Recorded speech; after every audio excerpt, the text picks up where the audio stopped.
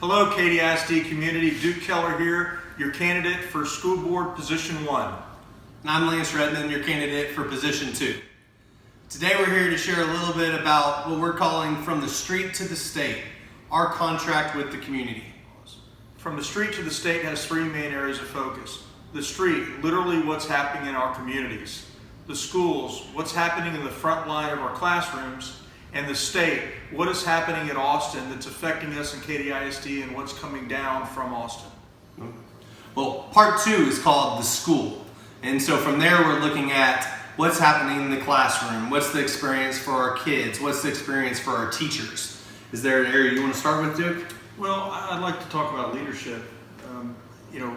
Are we giving our teachers in the classroom the support and leadership that they need? Are we continuing to provide them the training that they need such that we're just not checking the boxes for things that need to be done in the classroom? So I think one of the things that's very important is that we continue to give our teachers those tools they need and the leadership they need and the training they need. Duke, you just talked a little bit about investing in leadership. I'll take the next one, and so that's student well-being.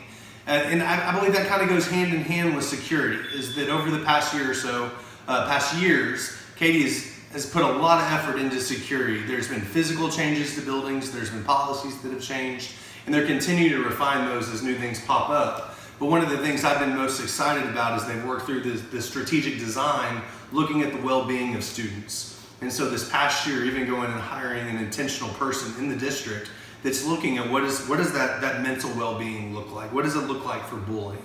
And I think the things I've been able to hear, there's some good things happening. And I'd like to continue to give Edie a great job, opportunity to continue that and see how as a board we can continue to support the moves that are being made there. Under school, our next topic is security. One of the things I'd like for us to look at is where do the real threats of our school come from? Is it from other students? Is it from outside the school? Where are those threats? And try to stay ahead of what may happen with those threats. Are there design features in the school? Are there additional security measures we can take in the school to increase security and try to prevent some of these things that we've seen happen across the nation? Our conversations before, we've talked about some of the physical things the building has done, the school district has done in our buildings and the processes. But we haven't really talked about I think we both have immense respect for the police district, the police station, what our department is doing. Are there some things you think on the security personnel our district could be doing, or at least looking at?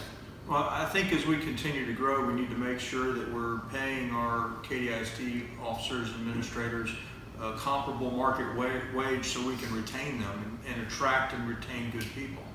I think we also need, as we continue to grow and have more campuses and have a larger geographical footprint within the district of where our campuses are, that we need to continue to evaluate whether we have enough staff to not only secure the schools, but to respond to situations in a timely manner.